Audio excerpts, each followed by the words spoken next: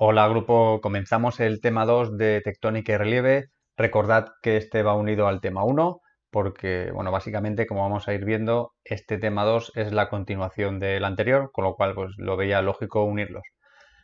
Bien, en la portada lo que vemos, bueno, pues observamos ahí un pequeño valle fluvial, una montaña al fondo, vemos fósiles. ¿Qué es lo que vamos a explicar básicamente? Bueno, pues vamos a explicar cómo se produce todo este tipo de relieves, que está relacionado con la tectónica de placas que vimos en el último de los apartados del tema anterior. Y esa teoría era la que nos da explicación pues, a todos los fenómenos geológicos que suceden en la actualidad. Bien, pues ocultamos la portada y os indico el esquema. El esquema es, como podéis ver, es muy sencillito, tenemos 4 puntos y es básicamente el siguiente. Primero vamos a empezar a hablar de los tipos de bordes de placas, que es con lo que terminamos de hablar en el tema anterior. Había bordes convergentes, bordes divergentes y bordes pasivos. Y bueno, pues en este sentido vamos a hablar de eso, de los bordes convergentes, de los bordes divergentes, de los bordes pasivos, transformantes o de cizalla, se les puede llamar de cualquiera de las tres maneras, y después, como un punto especial, aunque no es un borde en sí, pero bueno, hablaremos de los puntos calientes y de cómo se producen. Ya avanzamos en su momento en el tema 1 cómo se producían, aquí simplemente es explicarlo con un poquito más de detalle, pero ya está. En el segundo de los apartados veremos el ciclo de las rocas. Hemos estado viendo que hay materiales que vienen del manto y que salen al exterior, de la misma manera que hay materiales que estaban en el exterior y se hunden en el manto. Esto significa que lo que tenemos es un reciclaje de materiales y entonces este material geológico que se va reciclando pues constituye lo que llamamos el ciclo de las rocas. Explicaremos o recordaremos los tipos de rocas y cómo unas rocas se pueden ir transformando en otras. En el tercer apartado pues veremos otros procesos que son consecuencia de la tectónica de placas, que van a ser los pliegues, las fallas y las diaclasas. Veremos qué es un pliegue, cómo se produce, cuáles son los elementos de un pliegue, tipos de pliegues, con las fallas igual, pues qué es una falla, cómo se produce la falla, con qué tipo de esfuerzos, qué tipos de fallas vamos a encontrar, cómo se clasifican. Y con las diaclasas definiremos qué es una diaclasa, y a diferencia de la falla, porque las dos son fracturas del terreno, pero tienen características distintas. Y después, el último de los apartados, que es el de mapa topográfico, probablemente no lo vayamos a incluir en el examen y dependiendo del tiempo con el que andemos, pues igual hacemos algún tipo de práctica en clase o igual no hacemos nada. Pero bueno, yo por si acaso lo he incluido. Bien, y ahora pues nos metemos al lío y empezamos con el tema, espérate, tema que se me ha ido. Un segundo, a ver, que lo recuperemos. Ya está, ya lo hemos recuperado. Hemos salvado el problema. Bien, entonces, tipos de bordes. Vamos a empezar con los bordes de tipo convergente. ¿Qué es un borde convergente? Convergente viene de converger. Converger significa acercarse. ¿Qué es lo que se van a acercar? Pues se van a acercar placas, se van a acercar litosferas, que pueden ser litosferas oceánicas o pueden ser litosferas continentales. Si hablábamos de placas, recordad que había tres tipos de placas tectónicas: oceánicas, continentales y mixtas. Bueno, pues aquí lo que va a suceder es que en los bordes convergentes va a haber alguna placa tectónica que se va a destruir. ¿Por qué? Porque en cuanto dos placas colisionan entre sí, una de ellas puede ser que se hunda hacia abajo o puede ser que cabalgue encima de la otra, dependiendo de qué placa choca con qué placa. Por ello, básicamente, encontramos dos tipos de bordes convergentes, que serían las zonas de subducción y las zonas de colisión continental. En esta página, en la 24, vamos a estudiar qué es una zona de subducción. Bien, recordad que la litosfera oceánica se fabricaba en las dorsales. Las dorsales eran esas cordilleras que teníamos en medio del océano, por las cuales iba saliendo material del manto que se incorporaba a cada lado de esa fractura y entonces iba haciendo que el océano se fuera ensanchando. Bueno, pues ya comentamos cuando vimos la teoría de la expansión de Harry Hess, la del fondo oceánico, que la litosfera que se va creando a cada lado de la dorsal, conforme se iba alejando, claro, se iba haciendo más vieja. Al hacerse más vieja, se iba enfriando y al enfriarse aumentaba su densidad. ¿Qué sucedía como consecuencia? Bueno, pues que la litosfera oceánica más cercana a la dorsal era menos densa, se iba a encontrar un poquito más elevada, la que tenemos conforme nos alejamos a derecha o a izquierda va a ser más densa. Cuando esa litosfera más vieja choca contra otra placa, ¿cómo responde? Pues responde subduciendo. ¿Qué significa subducir? Pues significa introducirse por debajo de la otra placa e incorporarse al manto. Básicamente, aunque ahora os enseñaré una animación, pero básicamente es esto. Cuando una placa choca con otra placa, ¿vale? Si la de mi mano derecha es la placa oceánica, esta al ser más densa, en el caso de choque, ¿qué es lo que va a hacer? Se va a introducir hacia el manto.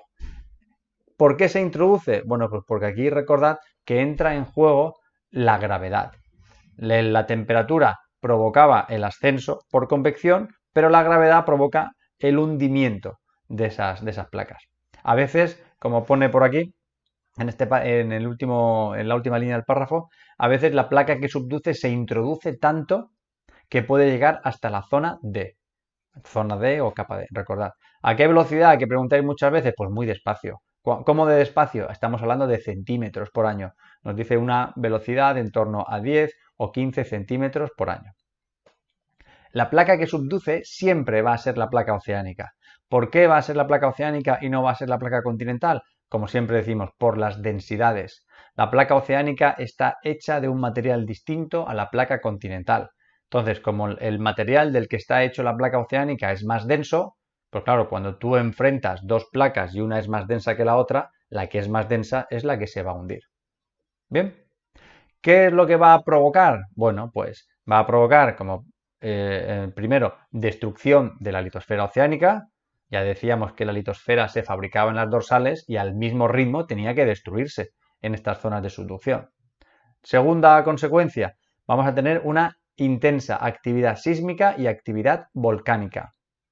¿Por qué? Porque cuando esta placa subduce, claro, esa introducción de la placa en el manto no es un fenómeno que vaya aquello suave, ¿vale? Como si lo hubiéramos untado con aceite. No, es un fenómeno que sucede a trompicones, lo que va generando esos terremotos y además genera un rozamiento, el cual hace que la roca se caliente tanto que se funde. Y de ahí vamos a tener la actividad volcánica.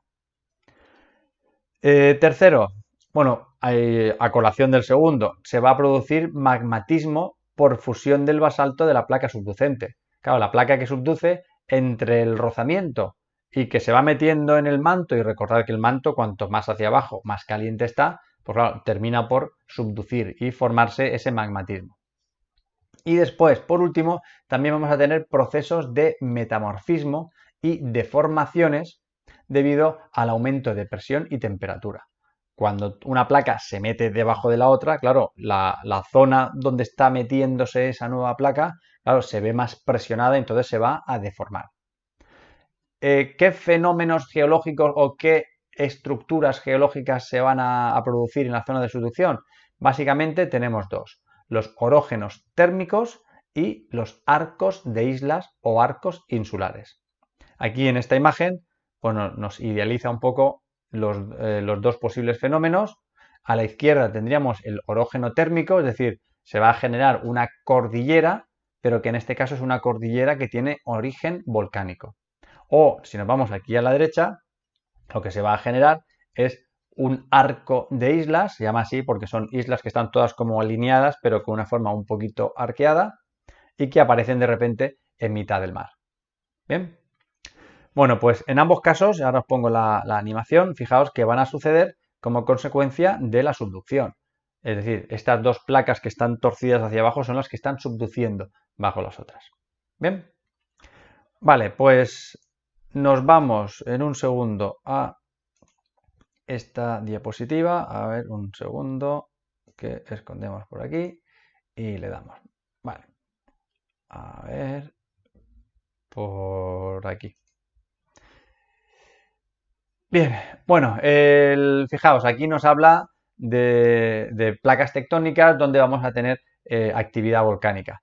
Tendríamos esta de aquí, que es la que está señalada en este momento. Bueno, me voy a la página principal y así mejor. Fijaos, aquí tenemos un poco una imagen de todo. Entonces, nos vamos a encontrar de izquierda a derecha rift continental. Esto no lo explico ahora porque estos son bordes divergentes. Lo explicaremos cuando toque, en el siguiente apartado. Este de aquí que este sí sería el arco de islas, perdón, el arco de islas no, sería el orógeno térmico, lo que llamamos el orógeno térmico. Estos serían los puntos calientes, que ya los explicaremos en su momento, y este de aquí, que sería el arco de isla. Entonces, de los 4 vamos a coger el segundo y el cuarto. Bien, empezamos por el orógeno térmico. Pincho y agrandamos. Vale, fijaos, tenemos en la izquierda de la imagen, tenemos la placa o litosfera continental.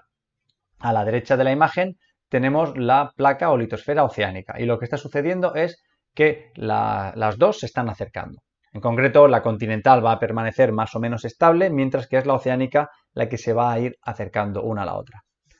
Bien, pues lo que sucede, como podéis observar, son varias cosas. Lo primero, vemos que la placa oceánica de la derecha subduce, se introduce hacia abajo. Y después, si os fijáis en lo que está pintado de color azul, vemos como una zona con un sombreado de un azul más oscuro, que sería la fosa oceánica. Cuando una placa se mete debajo de la otra, se queda una zona un poquito más profunda, que es lo que llamaríamos una fosa. Bueno, pues si le vamos dando perdonad, al play, lo que sucedería sería más o menos esto. Fijaos cómo, paro aquí, la placa que subduce provoca fusión de material, ¿vale? Que lo estáis viendo en esas como gotitas, ¿no? De color amarillo. Eso es material que se funde, material que es la propia placa oceánica que subduce. Claro, cuando ese magma llegue hasta el exterior, ¿qué es lo que va a provocar? Un volcán. ¿Por qué sube ese magma? ¿Qué es lo que le hace subir? Pues al estar más caliente se vuelve menos denso y tiende a subir. ¿Tarda mucho o tarda poco? Pues a ver, tarda bastante. Es como siempre, en geología estamos hablando de millones de años. Fijaos la franja de tiempo. Aquí ya nos está marcando 15 millones de años, entre 15 y 20 y todavía no ha salido el volcán. Pensad que ese magma tiene que abrirse paso entre todas las grietas que encuentre en el terreno. Y después se va a encontrar con la corteza, que es una capa bastante rígida, y o bien tiene que aprovechar grietas o bien directamente tiene que fracturar esa corteza. Entonces veríamos cómo va ascendiendo ese magma y entonces, ¿qué es lo que tendríamos? Pues ya empezaría a aparecer esa actividad volcánica en ambiente continental debido a la placa oceánica que subduce. La dejamos que continúe avanzando.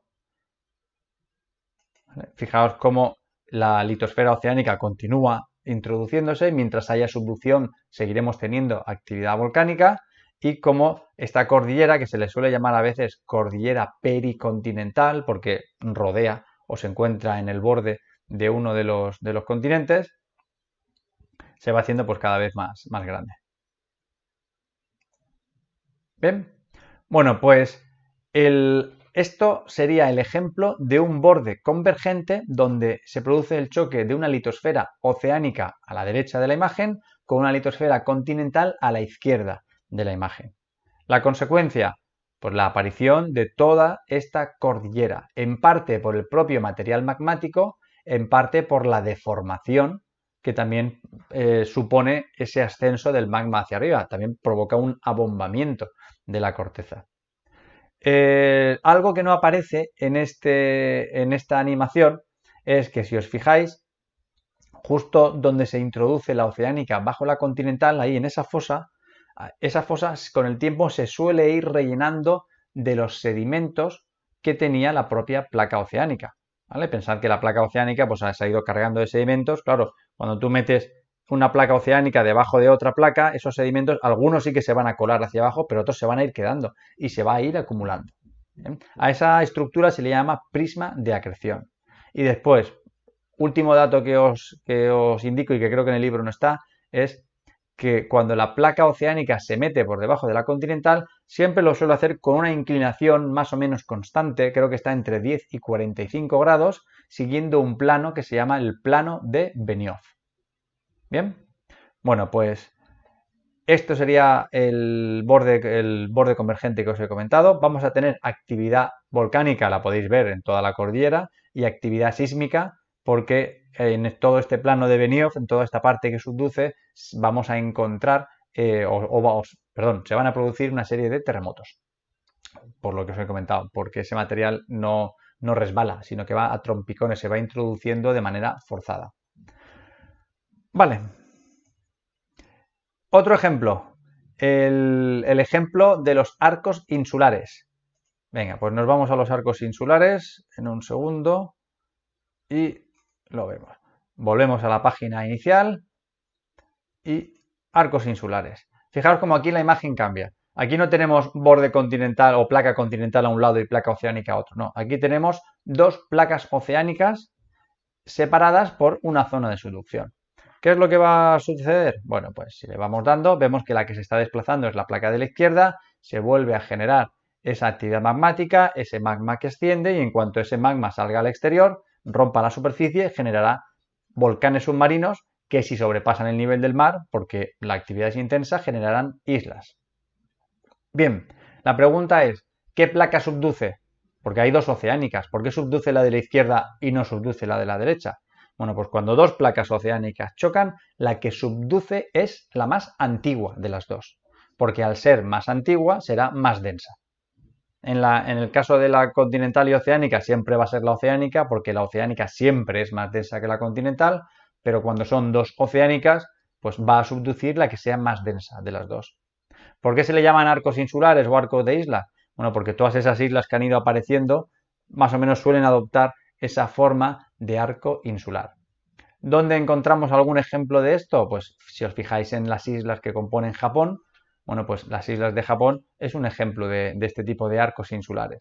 Vamos a ver que hay una isla que es la principal, pero hay otras pequeñitas y si unimos todas ellas más o menos dibujan esa especie de arco.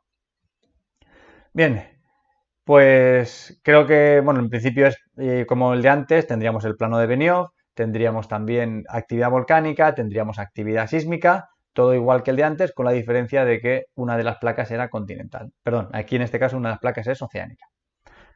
Ok, bueno, pues continuamos. A ver, volvemos a cargar el libro por aquí.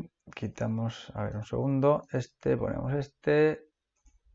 Vale, pasamos página y nos vamos a el último tipo de borde continental, que en este caso sería colisión de continente contra continente. Bien, ¿cuándo puede chocar un continente contra otro continente? Bueno, pues la respuesta es sencilla. Cuando entre dos masas continentales, que en principio hay un océano, resulta que en ese océano hay una zona de subducción. ¿Qué es lo que pasa? Que claro, conforme la litosfera oceánica va subduciendo, las dos masas continentales se van a ir acercando porque la litosfera oceánica va menguando.